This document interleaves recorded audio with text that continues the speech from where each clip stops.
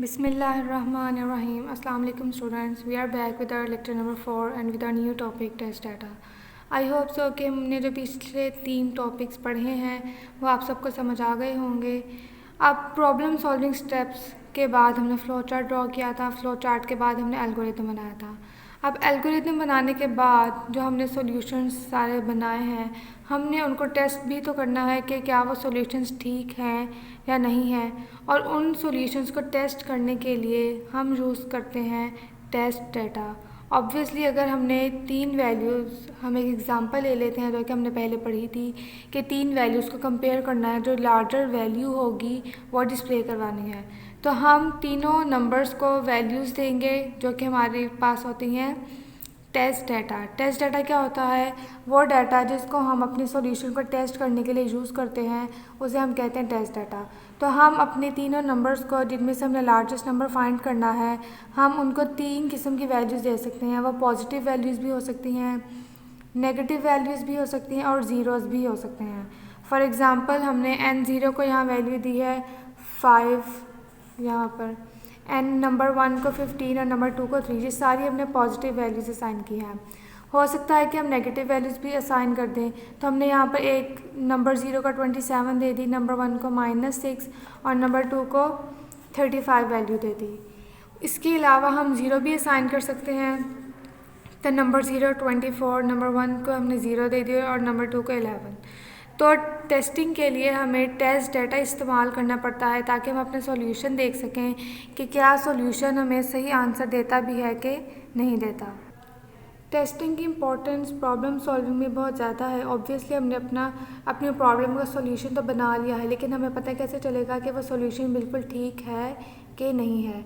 तो टेस्टिंग क्या करती है, हमारे सॉल्यूशन में अगर कोई भी एरर है, कोई भी प्रॉब्लम है, उसको आइडेंटिफाई करने में हेल्प करती है। ये हमारे सॉल्यूशन को इम्प्रूव करती है। And if one solves a problem and someone else uses that solution for commercial purposes, then the commercial activities depend upon the correctness of that solution. कि फॉर एग्ज़ाम्पल हमने कोई भी सॉल्यूशन बनाया है किसी भी प्रॉब्लम का, और अब वो सॉल्यूशन जो है वो किसी कमर्शियल यूज़ के लिए यूज़ होना है, तो उसकी करेक्टनेस जो है वो बहुत ज़्यादा इम्पॉर्टेंट है, क्योंकि अगर वह करेक्ट नहीं होगा तो उनका लॉस हो सकता है। फॉर एग्ज़ाम्पल अगर हम एक फ़ाइनेंस मैनेजमेंट के लिए एक सॉल्यूशन बनाते हैं और उसमें कोई एरर होता है, तो वो एरर उनके फाइनेंशियल लॉस में अकर हो सकता है, जिसकी वजह से हमारा सॉल्यूशन क्या हो जाएगा, ख़राब हो जाएगा। तो इसीलिए टेस्टिंग जो है वो बहुत ज़्यादा इंपॉर्टेंट होती है ताकि हम अपने एरर्स को, अपने डिफेक्ट्स को, अपने इश्यूज़ को पहले ही एड्रेस कर लें और उनको ख़त्म कर दें। टेस्टिंग एग्जाम्पल बिल्कुल एक कार की तरह है कि जब एक नई कार बनाई जाती है एक कस्टमर के लिए, तो उसको सबसे पहले टेस्ट किया जाता है एक रोबोट ड्राइवर के थ्रू, जो कि कार को किसी भी दीवार के साथ मारेगा। तो हम चेक करते हैं कि अगर इसे हिट करने के बाद जो एयर बैग्स और दूसरे सिक्योरिटी सिस्टम्स हैं वो सही तरह से फंक्शन कर रहे हैं कि नहीं कर रहे। ये डिज़ाइनर को बताता है कि वो फर्दर क्या सिक्योरिटी मेजर्स ले सकता है डैमेज को कवर करने के लिए। तो ये टेस्ट हमें कार को सेफ़ बनाने में और मज़ीद एक्यूरेट बनाने में और उसमें जो एरर्स हैं उनको दूर करने में हेल्प करता है। तो टेस्टिंग हमेशा हमारे सॉल्यूशन की, जो भी हमने सॉल्यूशन बनाया होता है, उसकी क्वालिटी को इम्प्रूव करने में मदद देती है। तो डेटा को टेस्ट करने के लिए हमारे पास डिफरेंट टाइप्स होती हैं जिनके थ्रू हम अपने डेटा को, अपने सॉल्यूशन को टेस्ट करते हैं कि क्या वो ठीक है या नहीं है। तो पहली टाइप हमारे पास टेस्ट डाटा की है valid test data. Valid test data होता है कि जो इनपुट हमें रिक्वायर्ड है, कि जो भी इनपुट हमें चाहिए वो हम बिल्कुल वैसा ही, बिल्कुल सही इनपुट दें। तो अगर हमारा एल्गोरिदम जो है वो सही वैल्यू ले रहा है और उसके अकॉर्डिंगली रिज़ल्ट हमें दे रहा है, तो इसका मतलब है कि हमारा सॉल्यूशन, हमारा एल्गोरिदम ठीक है।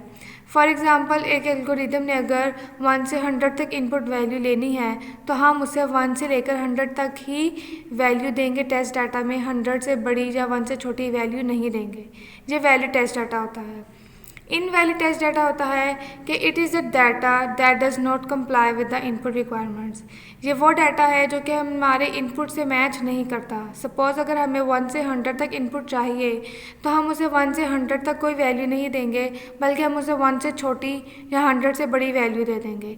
तो ये इनवैलिड टेस्ट डाटा होता है चेक करने के लिए कि in case of invalid values हमारा जो प्रोग्राम है वो कैसे बिहेव करता है और वो कैसे यूज़र को क्या मैसेज नोटिफाई करेगा कि यूज़र ने सही वैल्यू एंटर नहीं की और उसे कौन सी वैल्यू एंटर करनी चाहिए थी। तो ये इनवैलिड टेस्ट डाटा होता है चेक करने के लिए कि इन केस अगर यूज़र डाटा एंटर कर दे जो कि हमारे इनपुट से मैच नहीं करता तो हमारा प्रोग्राम क्रैश तो नहीं हो जाता और वो क्या एरर मैसेज डिस्प्ले करता है। नेक्स्ट हमारे पास टेस्ट डाटा की टाइप है boundary test data values. Boundary के नाम से आपको पता चल रहा है या तो बहुत स्मॉल या वेरी ह्यूज नंबर। ये किसी भी सॉल्यूशन का टेस्ट करने के लिए हम एक्सट्रीम वैल्यूज़ प्रोवाइड करते हैं।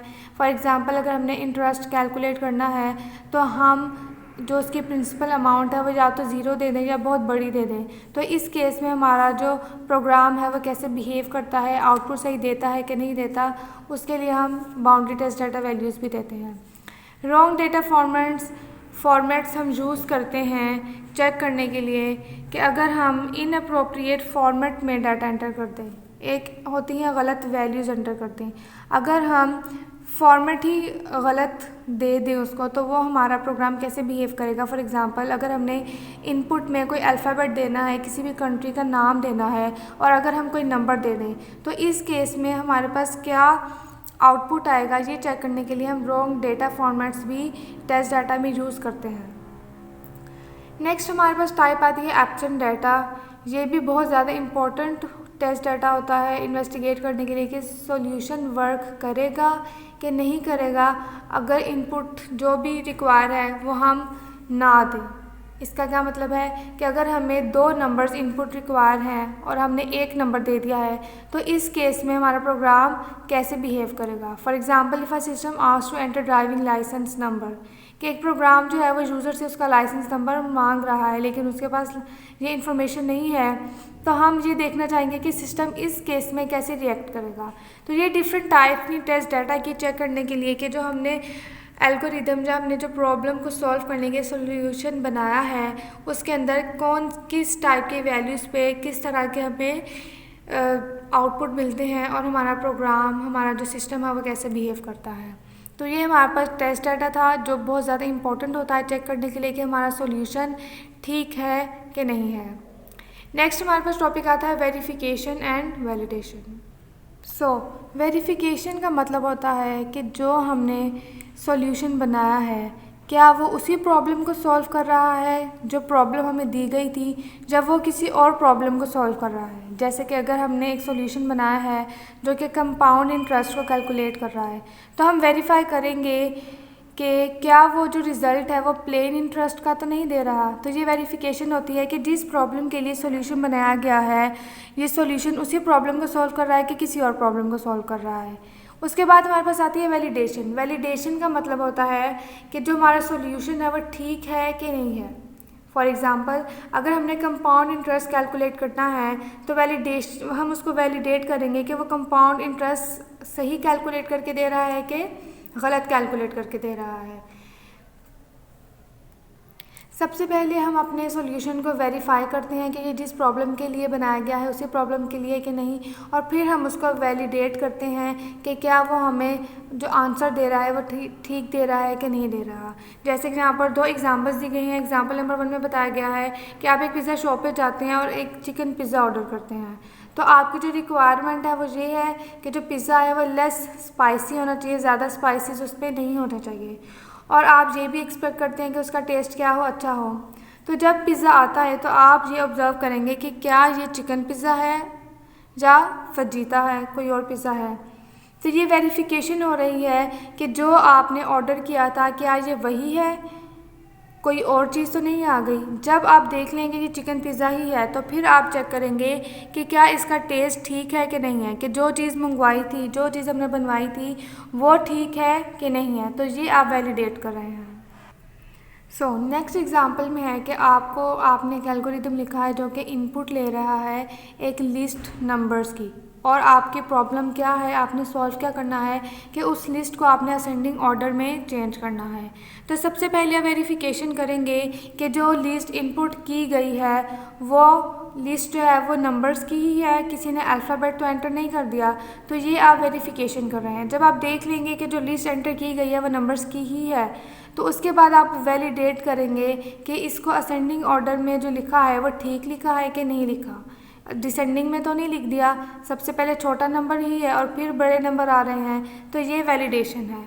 तो ये कॉन्सेप्ट है टेस्ट डाटा में वेरिफिकेशन एंड वैलिडेशन का, जिसके थ्रू आप चेक करते हैं कि जो आपने सॉल्यूशन बनाया है अपनी प्रॉब्लम का वो सॉल्यूशन उसी प्रॉब्लम का है और वो सॉल्यूशन ठीक है या नहीं है। एंड इफ़ टेस्टिंग के दौरान आपका जो एल्गोरिदम है वो फेल हो गया है और आपने जिस प्रॉब्लम को सॉल्व करने के लिए वो एल्गोरिदम बनाया था उस प्रॉब्लम को वो सॉल्व नहीं कर रहा, तो आपने मेन कॉज जो आपकी प्रॉब्लम का होता है आपके एल्गोरिदम में उसको आइडेंटिफाई करना होता है और उसको रिमूव करना होता है। जैसे कि यहाँ पर एक एग्ज़ाम्पल दी गई है कि हमने अपने स्टूडेंट में वॉलीबॉल टीम के लिए स्टूडेंट्स निकालने हैं और उन स्टूडेंट्स की जो हाइट है 144 और 164 के दरमियान होनी चाहिए। तो उन स्टूडेंट्स को जो इस क्राइटेरिया पे क्वालिफाइड होते हैं, हमने एक एल्गोरिदम बनाया।